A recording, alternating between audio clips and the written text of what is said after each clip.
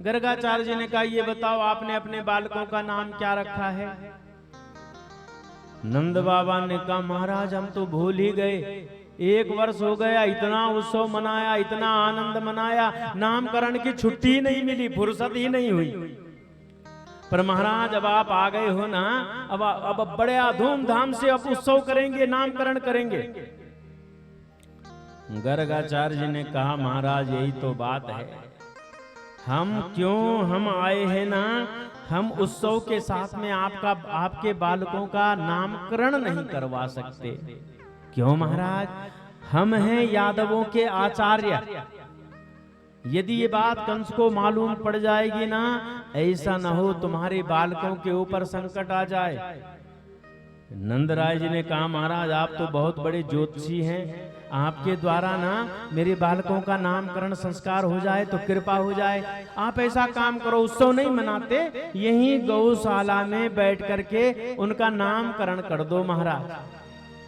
और एक गोप को भेजा माताओं, वो दौड़ करके गया, माँ यशोदा और रोहिणी को कहा अपने अपने बालकों को लेकर के आ जाओ।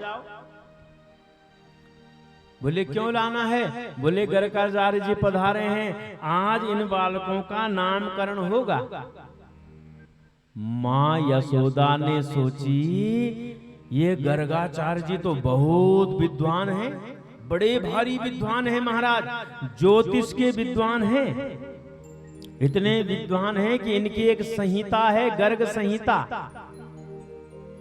इन्होंने क्या किया, माँ रोहिणी से कहा दीदी एक काम करो ना, हमने ये गर्गाचार्य जी के विषय में बहुत सुना है, आप एक काम करो, मेरा बालक ले लो अपनी गोद में, अपना बालक दे दो मेरी गोद में।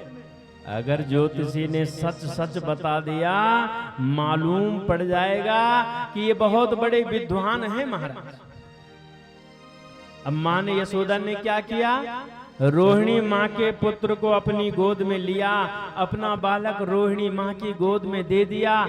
आकर के आचार्य को प्रणाम करके उनके सामने जब बैठी है ना, माँ यशोदा ने हाथ जोड़कर कहा माताओं, बोले बाबा मेरे इस पुत्र का नाम बताइए ना, इसका नाम क्या होगा? गर्गाचार्य जी ने जैसे बालक को देखा, गर्गाचार्य जी ने कहा देवी ये आपका बेटा नहीं है। यशोदा मैया ने कहा हमारा बेटा नहीं तो किसका है? कि अयम ही रोहिणी पुत्रो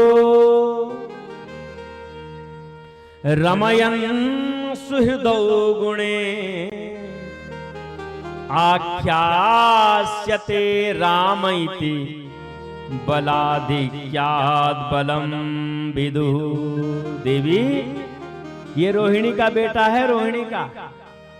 आपने कहा इसका नाम क्या रखें? सुनो, ये सबके हृदय में रमण करने वाला होगा ना, इसका नाम होगा राम।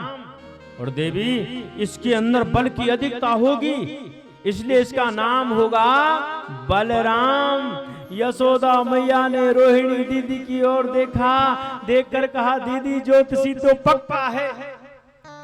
मैया यशोदा ने कहा बोले बाबा बाबा मेरी दीदी के गोद में जो मेरा बालक है ना, इसका नाम क्या रखेंगे? जैसे माँ यशोदा ने पूछा है ना, गर्गाचार्य जी ने रोहिणी माँ की गोद में बालक को देखा, देखते रह गए, आंख खुली की खुली रह गई मेरी माता, त्राटक लग गया, समाधि लग गई, न हिलते हैं न डुलते हैं, न बोलते हैं न चालते हैं। 2 4 6 10 मिनट हो गए, हिलते डुलते नहीं। माँ यशोदा ने कहा बाबा बाबा, कोई जवाब नहीं आया। माँ यशोदा धीरे से हाथ ले गई नाक के पास, श्वास भी नहीं चल रही।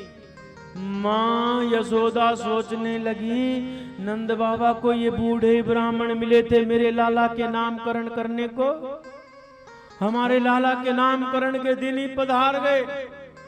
माँ घबरा गई, माताओं यशोदा मैया घबरा गई, और जैसे घबराई गर्गाचार्य जी के हाथ पकड़े, हिलाया, बाबा बाबा बाबा बाबा बाबा। और जैसे ही बाबा बाबा कहा, गर्गाचार्य जी की समाधि टूटी। बोले हाँ बेटी। बाबा सब ठीक हैं? बोले बेटी सब ठीक है, पर तेरा लाला है ही ऐसा, इसे जो एक बार देख लेता है ना, उसकी जन्म जन्म की समाधि लग जाती है बेटी। वो अपने बस में रहता ही नहीं है, वो सदा के लिए इसका हो जाता है। तूने इसका नाम पूछा ना बेटी, इसके मैं क्या नाम बताऊं कि शुक्लो रक्तस्तथा पीतः इदानीं कृष्णतां गतः।